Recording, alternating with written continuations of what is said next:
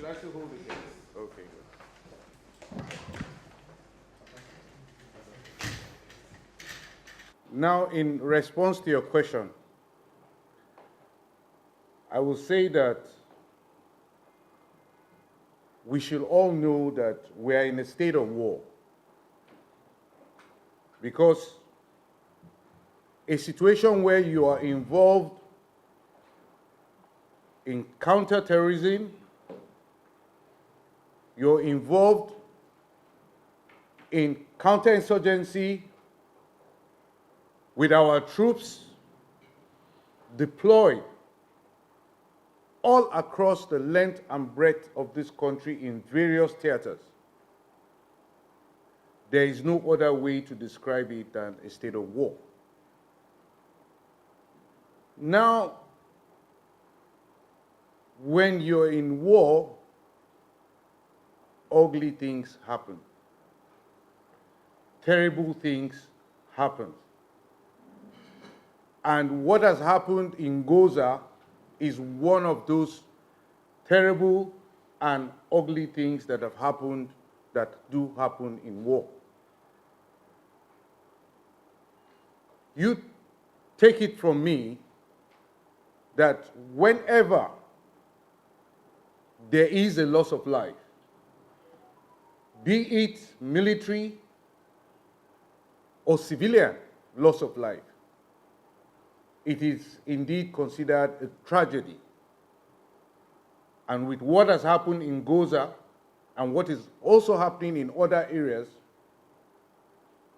we mourn with those that have lost their loved ones as a result of what has happened. I will say that our operations are going according to plan. And these operations, in the Northeast in particular, in recent times, have targeted the leadership of the terrorist groups. We have depleted their resources, and we have also reduced their influence and their support base. In associating what has happened with our operations, I will say that what has happened, this despicable act of what happened in Goza, is what happens at the ending circle of terrorism. At this phase,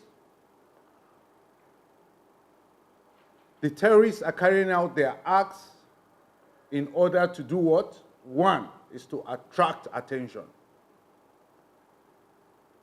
Then to bolster relevance. Then to mobilize support.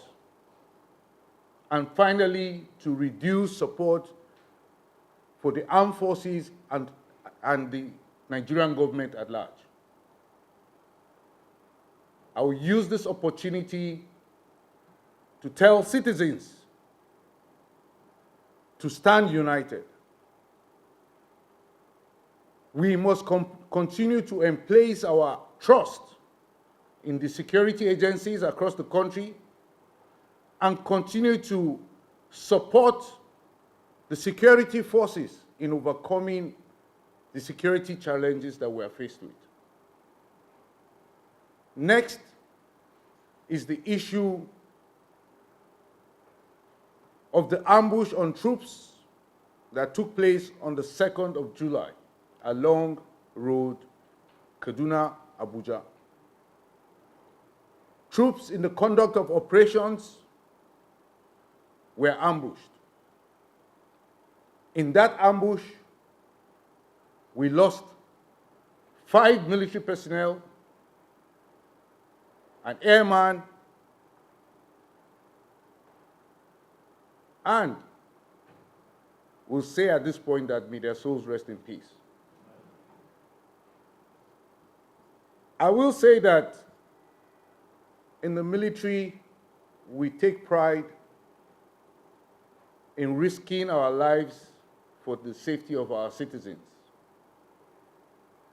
This is what we do to secure our country. It is a pity, sadly so, that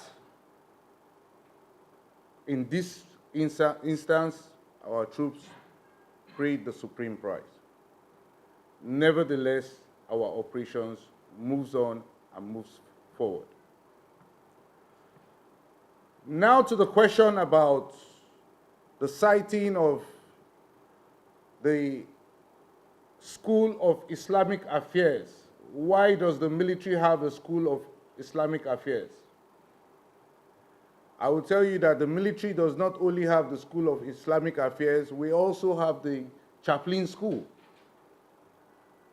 Being military men does not make us not to be spiritually inclined. They say that life is spiritual. Things start from the spiritual before we see them in the physical. We in the military are also aware of that. So we pray. We pray according to our religion, be it Christian or Islam. And what is the purpose of a school? Is to develop and build capacity. So if you want somebody to go and preach to others, he should know what he's preaching about. He should be able to read the scriptures from one point to the other in whatever religion so that he can communicate that breakdown to the troops and build their faith. I believe that answers that question. As to the question relating to the widow of one of our personnel that died long time ago in the C-130,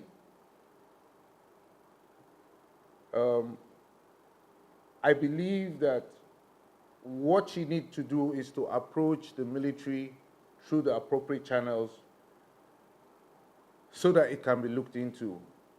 You know, that incident, C-130, I think 1992, that's a very long time ago.